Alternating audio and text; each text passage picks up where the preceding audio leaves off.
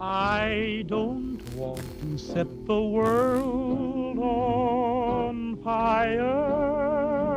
For the third time, we're reminded that war never changes, but Fallout has. The post-apocalyptic RPG has jumped coasts to DC, dimensions to 3D, perspective to first person, and platforms to include consoles. It's all delivered by Bethesda, which bestowed the high fantasy Oblivion a few years back.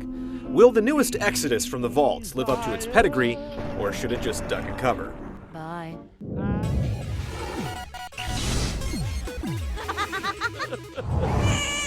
Be prepared to take on the wasteland from cradle to grave. Actually, even earlier, with the game starting at your very own birth. From there, you experience a truncated adolescence living in Vault 101, a huge underground fallout shelter where generations have lived and died, shielded from the radiation and desperation of the outside's after the bomb challenges. It does a good job of masking character creation, shoehorning you in some tutorials, and setting the scene of Vault life. When you turn 19, you wake up to discover your father missing and his friend murdered by the tyrannical overseer of the Vault. It makes perfect sense to hightail it out of there and go questing for dear old dad in the morbid, violent world beyond the blast doors. It's a simple premise that quickly becomes complicated with tons of questions and objectives. Even the side quests are beefy, like little novellas that spiral out into full works of their own.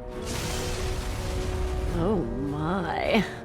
Aren't you a stud? There's some occasional iffy writing, but for the most part, it's a quality tale of a boy and his dog, and some super mutants.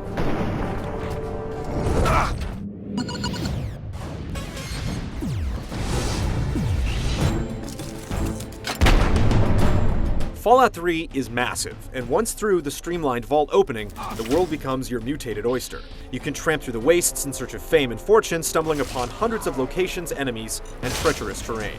Exploration can be overwhelming with so much to scavenge, kill, and loot. The pockets of civilization are also there to bequeath quests, offer a cot to rest your head, or provide shops and doctors who offer services and enticing narcotics. Just don't get addicted. What do you need? Your quests team up with your Pip-Boy, a combination PDA, flashlight, and FM radio, supplying maps, track points, and objectives, so when you're hell-bent on chipping away at progress, you'll have a guiding light. Quests are multifaceted, large, and span across several locations. Along the way, you'll have to deal with plenty of enemies, locked doors, and computer terminals. This is where skills come in, and leveling, which allows you to do things like gaining an attribute point or getting special dialogue options with the opposite sex. That's disgusting. I'm old enough to be your grandmother. This is also where you improve skills that range from lockpicking to handling weapons. The game is so vast that the biggest problem is that it can all become overwhelming. Without the ability to mark your map, it's hard to remember where each high-level lock or group of super-powered enemies is. It's a rich world of content, and without multiple playthroughs using different character types, it's hard to see it all. A very flexible system does let you play What If, but there are few games with as much play per dollar as Fallout 3.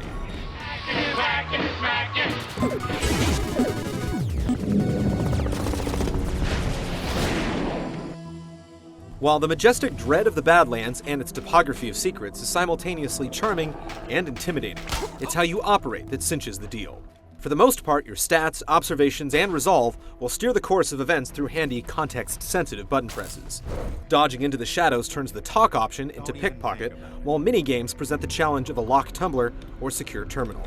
Combat is handled through either real-time altercations or with VATS, which allows strategic targeting and is as simple as choosing a target and a body part. It's straightforward and it works, while rewarding you with some sweet third-person murder cam shots.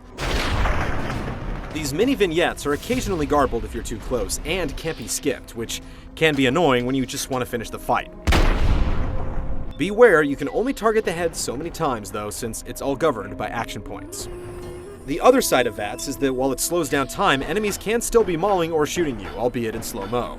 So shoot from the hip or rely on VATS, either way is balanced, and you'll be switching between the two to keep things from getting stale.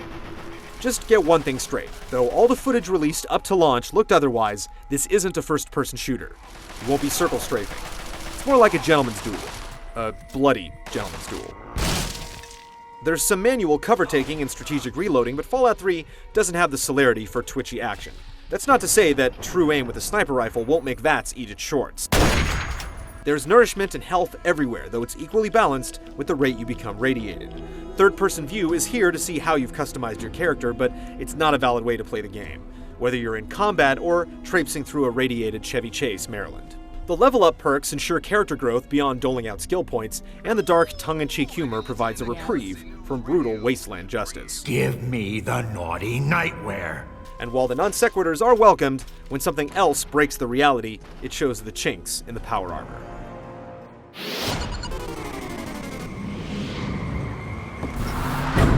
From the shiny sheen of power armor to the shrub on a dejected hill, the visuals drip with atmosphere. Set pieces are reused quite a bit, and the depravity does eventually start to look the same. But still, there are tons of unique areas, and the people that populate them usually have something to say, or at least a pocket to pick. The populace generally comes across strong, though it seems the Uncanny Valley might be in DC, with unblinking eyes and some odd movements. Hello, sugar. The music from your Pip-Boy has some classy numbers from the 30s, while the score and sound design are always appropriate. All these positives make it even more painful when one of the game's many glitchy, buggy moments arise. Still, it's a pretty damn convincing world. Any preconceived notions about this post-apocalypto should be shelved. Fallout 3 is not another Gears of War or Halo. Overcome and embrace, for there's a constant flow of surprises and excellence packed into this RPG.